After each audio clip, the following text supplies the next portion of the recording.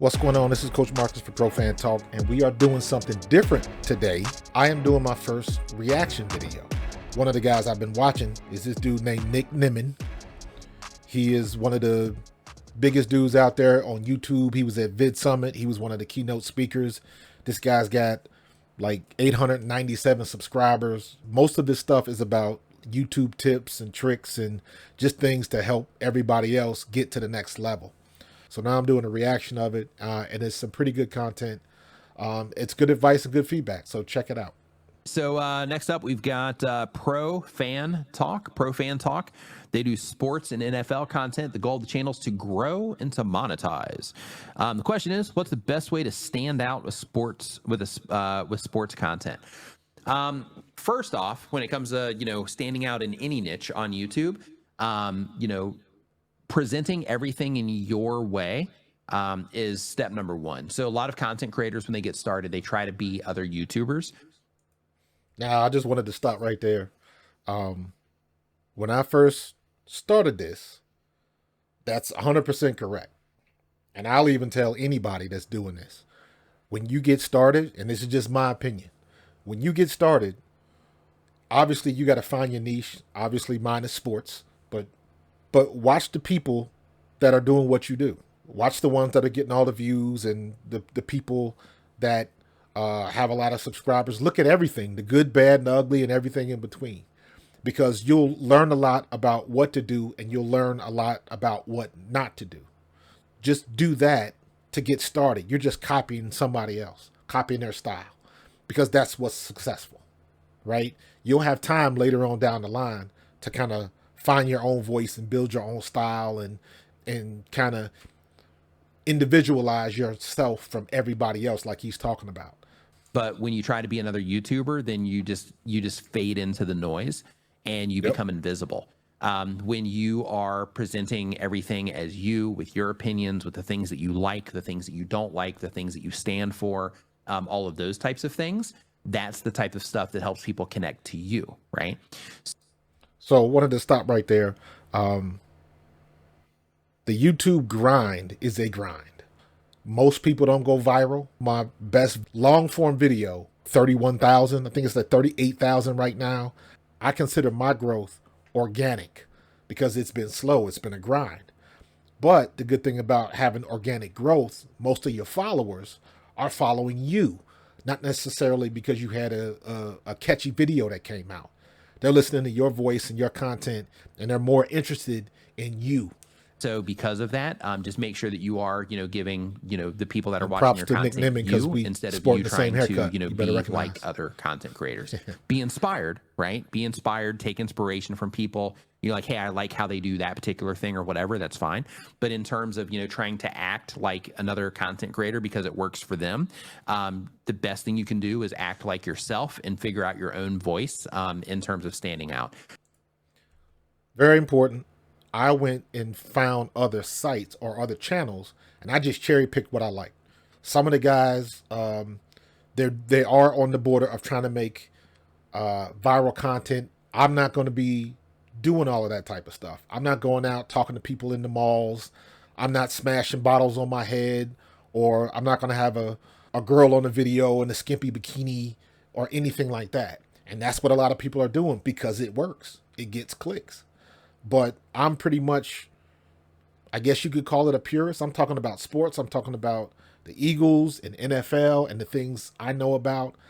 I get into other sports when the Eagles are off season. Right now we're in football season. So for me, 85% of the content is about the Eagles. Every now and then you'll get some other stuff.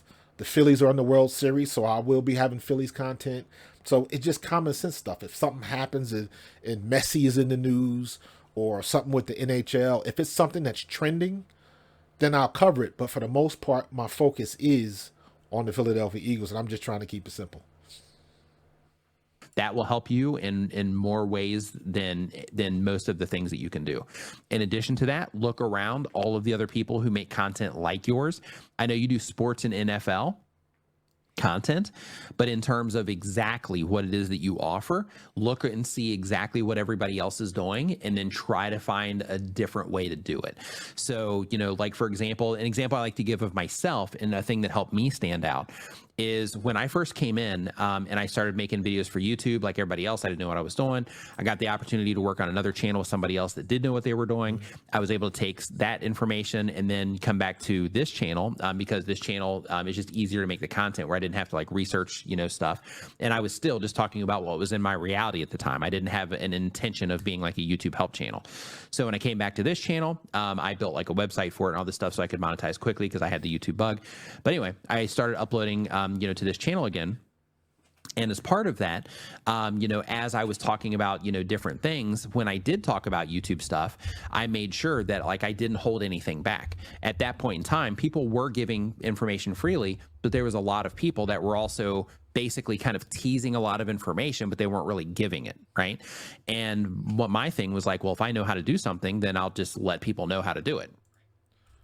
This is a good point that he's saying, because there is a ton of information out there on YouTube and anywhere else you want to look about how to do YouTube, how to make videos, how to make thumbnails, how to get clicks, how to everything from analytics to algorithms and everything in between.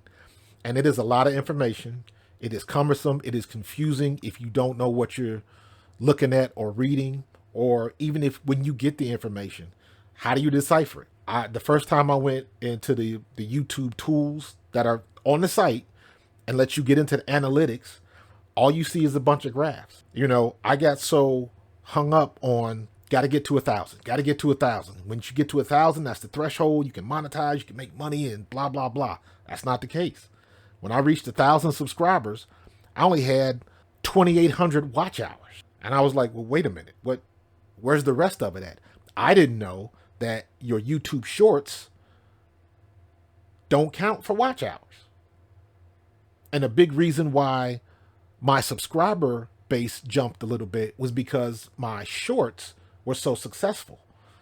But what I should have done, hindsight is 20/20 vision, I should have had an equal focus on shorts with the long form so they can kind of feed off each other. Now there's some new tools and stuff like that helps with that, but back then that wasn't the case. So once again, if I'd have known then what I know now, been a little bit further ahead. Right, that was my whole thing. And that was really appreciated by people because then they didn't have to, buy things in order to figure out how to do, how to do this stuff. So that was really helpful. In addition to that, at that particular moment in time, the creators who were making, this type of content, once I did start doing more YouTube help focused stuff, is, a lot of them were approaching it from the standpoint of like they are the like coach. And then like you are, the person that's trying to learn. My approach was that I'm a creator like you and I'm a creative, right? And I express that in my content. And the way that I express that was, instead of just me being, sitting there talking, I would have, when I was, editing all my videos and stuff, like I would have like little sections in my content where I would just stop and I would break into like a little music video. There are some good opportunities with my expertise in graphics and things like that I can do some things different. And that's one of the things I'm attempting to do. And everything from my thumbnails to just inserting a lot more motion graphics and animation and sound and different things like that into my videos to help them out. That's my niche in the background. That's the difference that I can bring to my videos, all of the extra stuff that I can do with the graphics and all of that kind of stuff. So I'm in the process of trying to figure that thing out, because it's easy to say it, but it's a whole nother set of circumstances when you got to put it in action. So that's what I'm in the process of doing right now. So, but still damn good feedback, bro. just for like a few seconds. Or I would do, you know, something else or, you know, like whatever to kind of, you know, show that I'm also creative while I'm sharing this information. I also expressed that through my set design. At that moment in time, there wasn't anybody else that was, you know, doing, you know, the colorful stuff with their YouTube sets and all of that in this my space. set is my office. So you know, I was like the first, you know, person to really introduce that. Work and with what you you know, got. Just did You know really what I mean? high I don't have a contrast set. and everything with how Work everything with looked what in you my got. I videos got and my all office. that. Every And I now use and then that I'll as shoot in another the way to stand backyard. out. My presentation Make it work. style at that moment in time, which was super fun. I might actually start doing that again from time to time. But at that moment in time, you know, everybody would just kind of sit and talk like I'm doing right now. But what I was doing, for those of you that were around way back in the day, I would basically all my videos, I made them while I was standing up. And then basically I would step into the camera and then I would say, you know, a part, and then I would move to one side, step into the camera again, say the part, you know, stop it, hit record again, step into the camera, say the part. And basically it made my content really dynamic. I was bouncing all over the screen and all this stuff. It was super fun to make, but it also was a thing that helped me stand out. That's interesting because I did a couple of videos like that. I did a couple videos where I would always say, pump your brakes.